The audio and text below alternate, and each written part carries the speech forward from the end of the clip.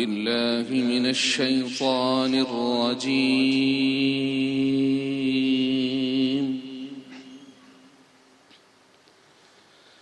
بسم الله الرحمن الرحيم.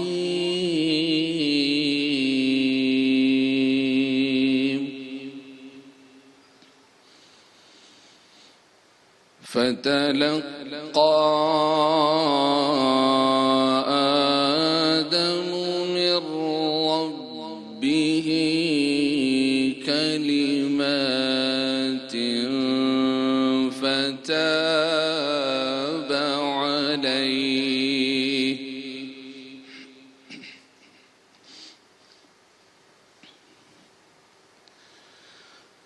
فتلقى آدم من ربه كلمات فتاب عليه.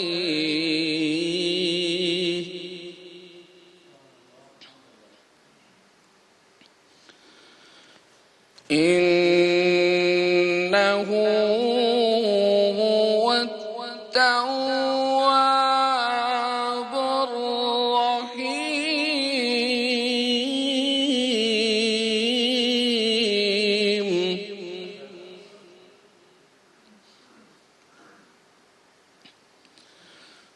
قلنا اهبطوا منها جميعا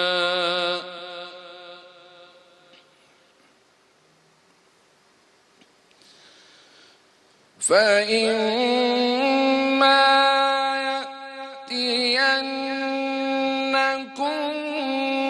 مني هدى فمن تبع هداي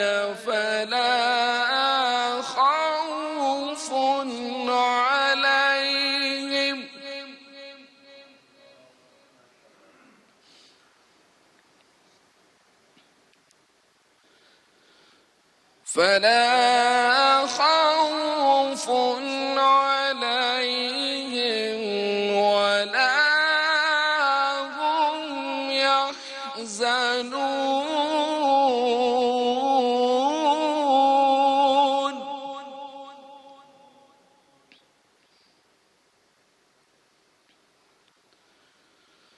والذين كفروا وكذبوا بآياتنا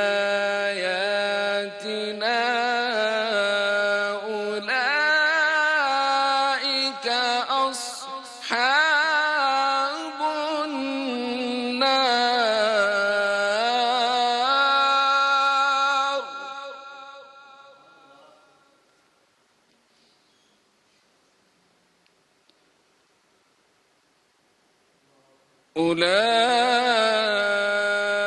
أولئك أصحاب النار هم فيها خالدون.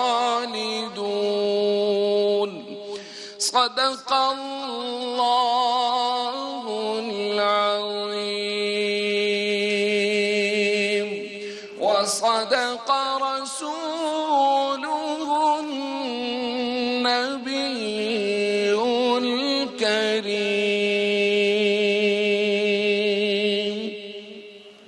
سبحان اللہ، جزاک اللہ، ماشاء اللہ۔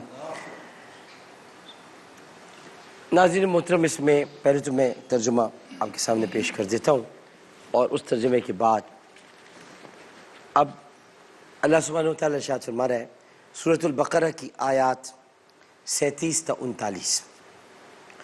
پھر سیکھ لیے آدم نے اپنے رب سے کچھ کلمے، تو اللہ نے اس کی توبہ قبول کی، بے شک وہی ہے بہت توبہ قبول کرنے والا مہربان۔ بے شک ہم نے فرمایا تم سب جنت سے اتر جاؤ، ہم نے فرمایا تم سب جنت سے اتر جاؤ، تو پھر جہاں جہاں جن جن لوگوں نے نکل جاؤ لکھا ہے، کتنا غلط لکھا ہے۔ جنت سے اتر جاؤ، پھر اگر تمہارے پاس میری طرف سے کوئی ہدایت آئے تو جو میری ہدایت کا پیرو ہوا اسے نہ کوئی اندیشہ نہ کچھ غم، بے شک، اور وہ جو کفر کریں گے اور میری آیتیں جھٹلائیں گے وہ دوزخ والے ہیں، ان کو ہمیشہ اس میں رہنا۔ اللہ، سب سے پہلے تو میں آپ کو بتانا چاہتا ہوں کہ حضرت آدم علیہ السلام کے بارے میں جو یہ کہا جاتا ہے کہ انہیں جنت سے معاذ اللہ نکال دیا گیا، آپ میں سے شاید کوئی یہ بات نہیں جانتا کہ انہیں زمین پر اللہ تعالیٰ نے اپنا نائب مقرر کرنا تھا، بے شک، اور یہ قرآن میں پہلے سے موجود ہے، انی جاعل فی الارض خلیفہ، اللہ اکبر، کہ میں زمین پر اپنا نائب بنانے والا ہوں۔ تو نائب جنت میں نہیں بنانا تھا، زمین میں بنانا تھا۔ تو زمین میں اترنے کا جو ان کو حکم دیا گیا تھا وہ اسی لیے دیا گیا تھا کہ ان کو زمین پر نائب بننا تھا، اور حضرت آدم علیہ السلام کے لیے ان آیات میں بشارت ہے، چونکہ انہوں نے کلمات توبہ سیکھ لیے تھے تو بشارت یہ ہے کہ ایک مدت تک وہ دنیا میں رہیں گے، واپس انہوں نے جنت میں ہی آنا ہے۔ سبحان اللہ، بھائی کسی کو کہیں سے نکالتے تو کیا واپس بلاتے ہیں؟ ایک سیدھا سوال ہے، بے شک، بھئی کسی کو نکال دیا تو کیا واپس بلاتے ہیں؟ تو جس کو واپس جانا ہے اسے نکالا تھوڑی تھا، اللہ اکبر، جس کو واپس جانا ہے جنت میں اسے نکالا تھوڑی تھا، اسے تو کہا کہ آپ زمین پر اتر جائیے ایک خاص مدت کے لیے۔ اور پھر اولاد آدم سے یہ بات دلالت کرتی ہے کہ اولاد آدم، ہم سب آدم کی اولاد ہیں، اور اس بات کی دلالت ہے کہ ہمیں ایک معین وقت تک اس دنیا میں رہنا ہے، اس کے بعد ہمیں اس دنیا سے چلا جانا ہے۔ بے شک، تو چلا جانا ہے، پھر ہم نے کہاں جانا ہے؟ ہم نے قبر میں جانا ہے، قبر کے بعد ہم نے کہاں جانا ہے؟ ہم نے حشر میں جانا ہے، حشر کے بعد اگر ہمارے اعمال اچھے تو ہم نے کہاں جانا ہے؟ جنت، جنت میں جانا ہے۔ تو جنت سے نکالا گیا ہی نہیں ہے۔ اصل میں بات یہ ہے کہ جنت کی سیر کرائی گئی تھی۔ سبحان اللہ، کیوں؟ یہ ایک خازن نے اس کے بارے میں لکھا ہے کہ جنت کی سیر کرائی گئی، دکھایا گیا جنت کو۔ اب حضرت آدم علیہ السلام نبی کریم صلی اللہ علیہ وسلم ان کی پشت در پشت سے آئے نا، ایسے ہی ہے نا، بے شک، عدنان تک پہنچے۔ اب میں آگے مت و شلا اور تمام ادھر نہیں جانا چاہتا، بہت لمبی ایک فہرست ہے، اس میں علماء کا اتفاق بھی نہیں ہے، میں عدنان سے کرتا ہوں۔ اسماعیل بن عدنان، عدنان بن اسماعیل، حضرت اسماعیل، عدنان، اس کے بعد بہت سارے بڑے بڑے نام آتے ہیں، مدر ہیں، ندر ہیں، نزار ہیں، لوئی ہیں، غالب ہے، فہر ہے، مدرکہ ہے، کنانہ ہے، کعب ہے،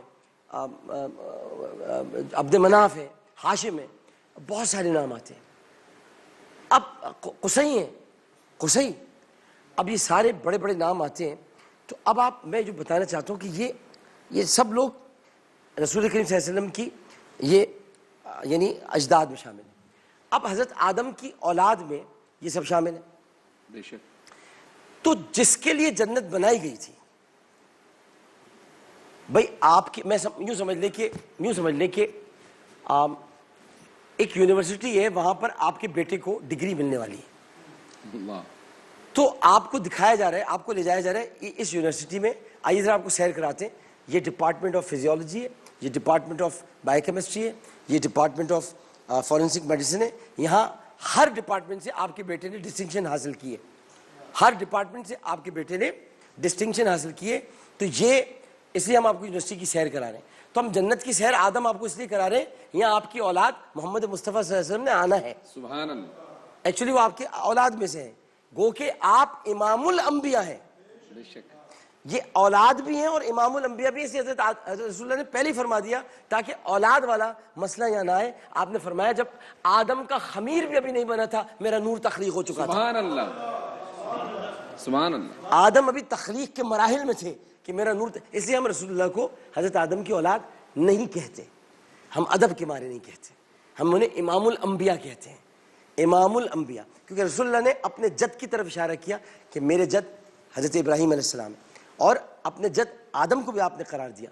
لیکن جب ہم ادب سے ذکر کرتے ہیں تو ہم یہ بتاتے ہیں کہ جنت سے نکالا نہیں گیا بلکہ جنت سے اترنے کا حکم دیا تاکہ آپ اتریں، زمین پر ایک نظام قائم ہو، اور نظام کے تحت نبی آخر الزمان تشریف لائیں، اور نبی آخر زمان اس طرح تشریف لائے جیسے ختم نبوت کی آخری اینٹ لگے ایک محل میں. آخری اینٹ لگنے کے بعد آپ 63 برس ظاہری طور پر اس دنیا میں گزاریں اور اس کے بعد آپ پردہ فرما جائیں. پردہ فرمانے کے بعد جب آپ کی امت دوسرے سور کے بعد، سور ثانی کے بعد، جب آپ اٹھے وہ سور ثانی کے بعد اور حشر میں آئے اور آپ مقام محمود پر بیٹھے ہوں اور اپنی امت کی شفاعت کریں تو سب ساتھ مل کر جنت میں جائیں. سبحان اللہ، سبحان اللہ.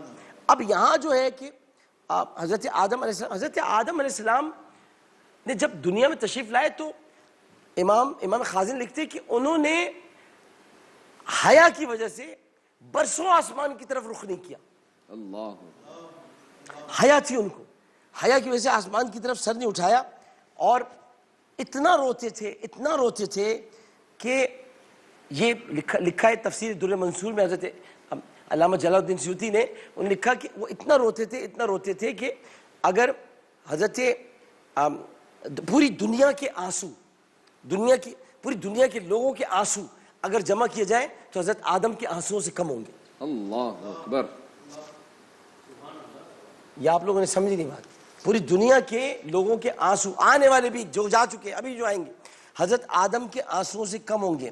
اور یعنی اتنے ہوں گے کہ حضرت داؤد علیہ السلام کا جو مجموعہ آنسوؤں کا تھا، حضرت داؤد بھی بہت روئے ہیں، بے شک. حضرت ایوب بھی بہت روئے ہیں، حضرت یعقوب بھی بہت روئے ہیں، یہ سارے انبیاء کرام بہت روئے ہیں. ان سب سے حضرت آدم علیہ السلام کے آنسو جب بڑھ گئے تو مولا کائنات حضرت علی کرم اللہ وجہ الکریم ارشاد فرماتے ہیں کہ جب مجھ سے اس آیت کے بارے میں پوچھا گیا یا مولا علی اب آ گئے، اب تو سب یہاں پر چپ ہو جائیں کیونکہ اب مولا علی بیان کر رہے ہیں، اب تو کسی کو بیان کرنے کی ضرورت نہیں ہے، اب اس کی تفسیر کیا ہے. اب عامر لیاقت صاحب خاموش ہو جائیں، اب سنیں مولا علی کیا کہہ رہے ہیں. مولا علی کہتے ہیں کہ جب مجھ سے اس آیت کے بارے میں پوچھا گیا فتلقى آدم من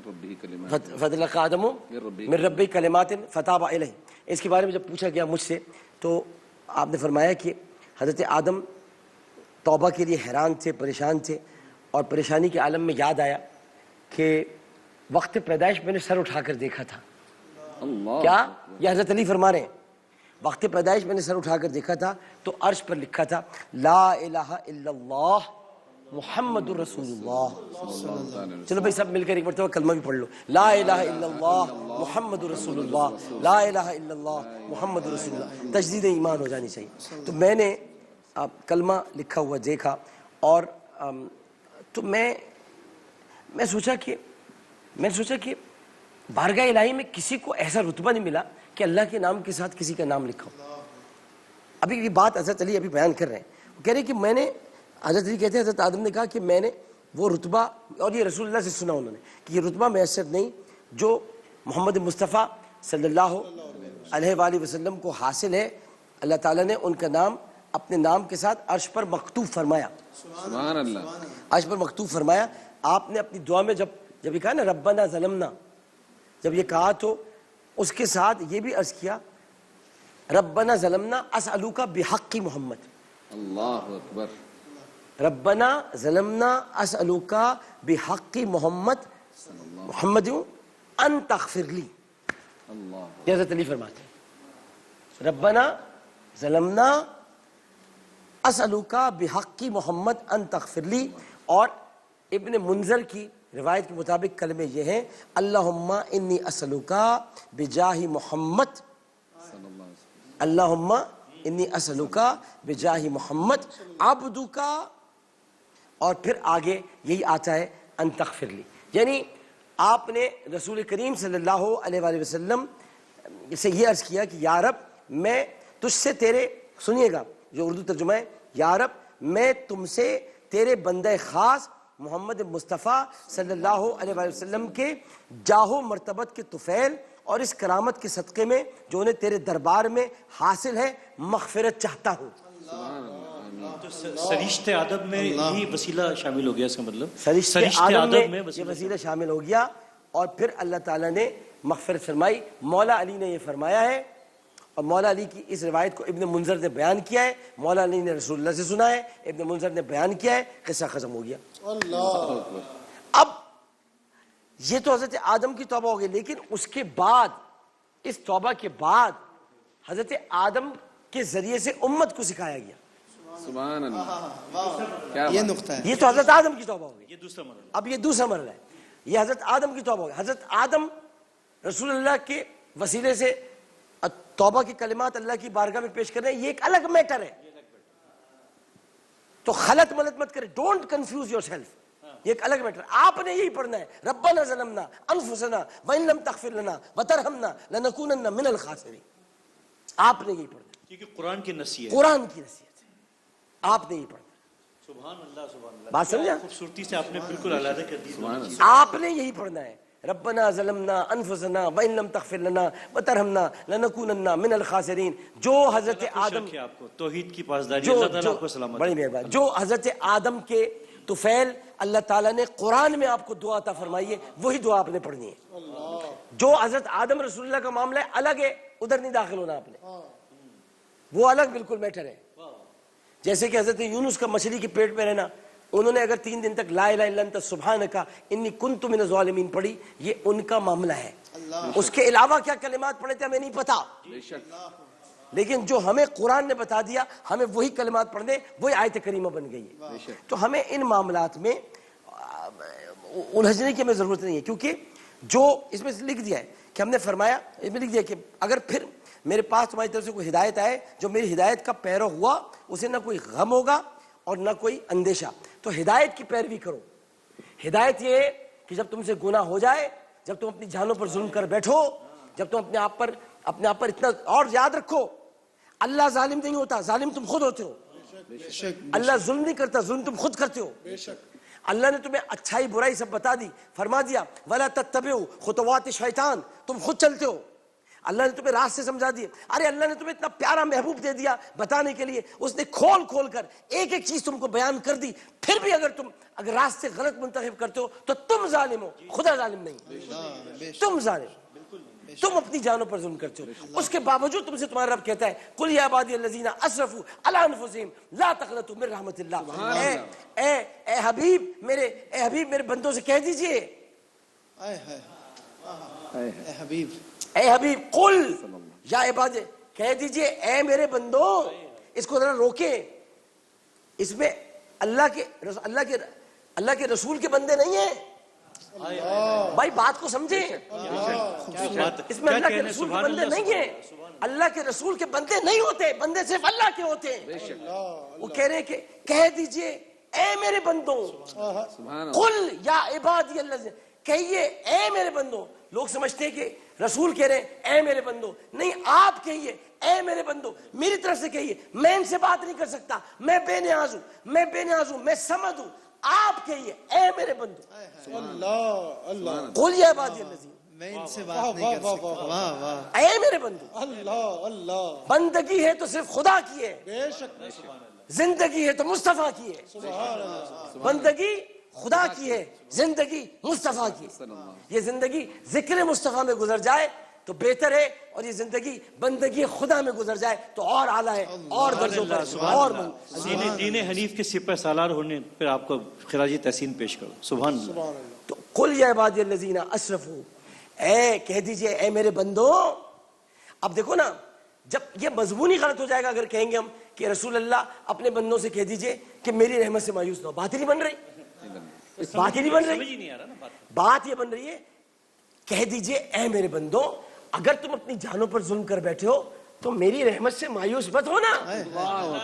اب اس میں رسول کا مضمون کچھ اس طرح آئے گا, کہہ دیجئے اے میرے بندو, اگر تم اپنی جانوں پر ظلم کر بیٹھے ہو تو مصطفیٰ کی طرف اشارہ آ گیا, اس رحمت سے مایوس مت ہونا.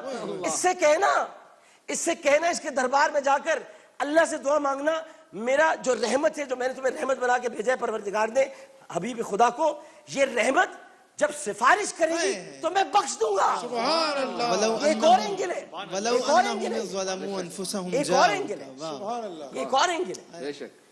تو مقصد کہنے کا یہ ہے کہ جو اللہ نے سکھا دیا, جو اللہ نے بتا دیا, آیتوں کو مت جھٹلائیں, کفر مت کریں, جو موجود ہے اس کو بیان کریں, تفسیر بالرائے مت کریں, احادیث کی روشنی میں کریں.